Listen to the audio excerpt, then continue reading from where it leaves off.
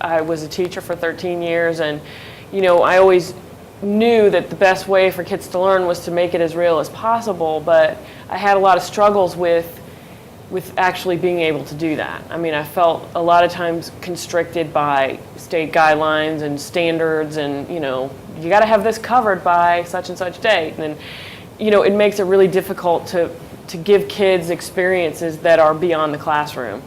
And so coming here and living this whole concept gives me a new appreciation for it and a better understanding for sure of what it all means.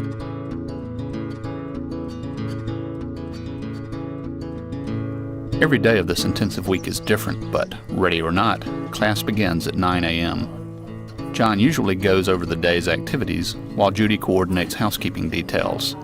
Often, class begins with a lecture and soon evolves into an activity related to the topic, followed by intense and meaningful discussion. On this particular day, we're exploring authentic learning contexts. The class, led by Bill, explores a salt marsh which adjoins the campus. The purpose is to observe nature and to look for elements which can be used for instruction. Later, Bill provides a roll of newsprint which the students use to draw pictures which represent their findings. Using this 8-foot drawing, Bill and John probe the community about how they blended their ideas to construct meaning from the activity. The connections were represented by the nature walk as drawn on the newsprint. The focus is always on using community for teaching. The ground rules include active listening and sharing informed opinion. I'm a generation beyond all of you, and I find it interesting that you are, in your generation, caring. Classroom activities end each day before lunch. The class members load into vans for the drive to Gloucester and a quick box lunch aboard the Hurricane II before departing for the Stellwagen Bank and an afternoon of whale watching.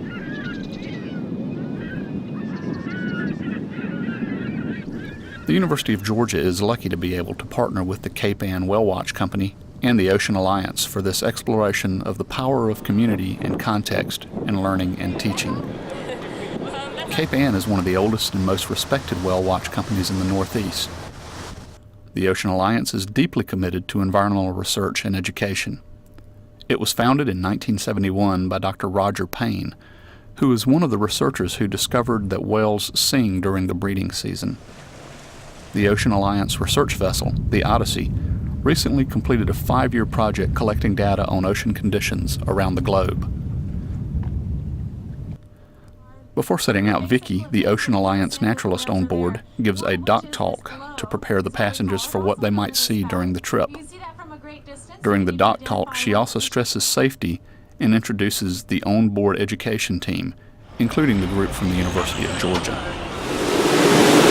As the Hurricane II leaves Rose Harbor, we get a good look at a working seaport. As we approach the breakwater, Captain Jeff brings the boat up to speed and heads out there.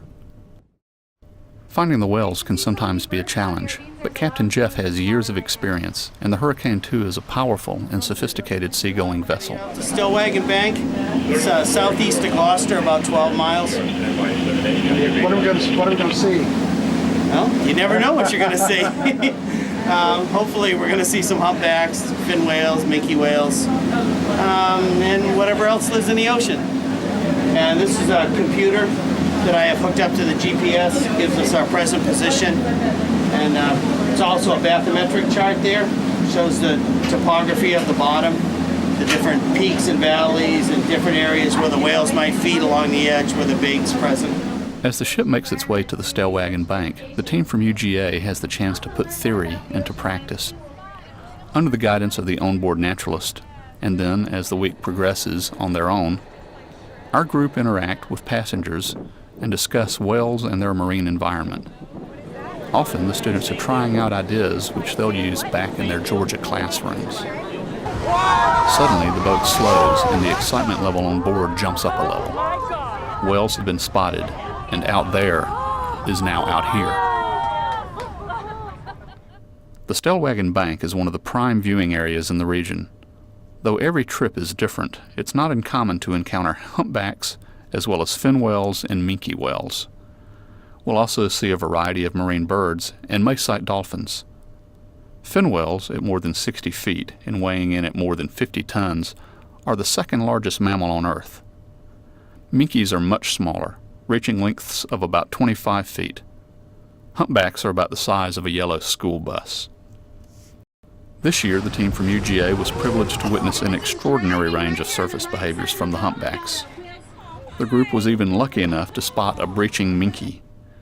This is a rare chance, and Alyssa, one of the group, was able to capture the moment in this excellent photograph.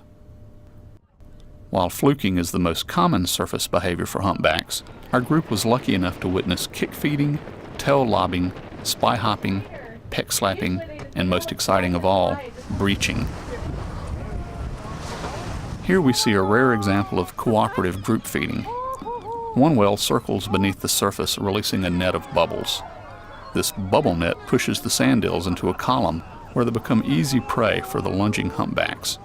In this case, at least 5 whales partake of the feast. The UGA team was lucky enough to watch a single whale breach 22 consecutive times one afternoon and saw 3 examples of a rare double breach. Many scientists have never been lucky enough to see a double breach. Finally, it's time to turn the Hurricane II back to Gloucester. As the boat returns to harbor, the onboard naturalist and the UGA students will engage the passengers in further educational opportunities.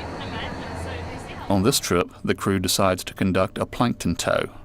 The findings of the tow provide a good opportunity to discuss the food chain of the whales with the passengers.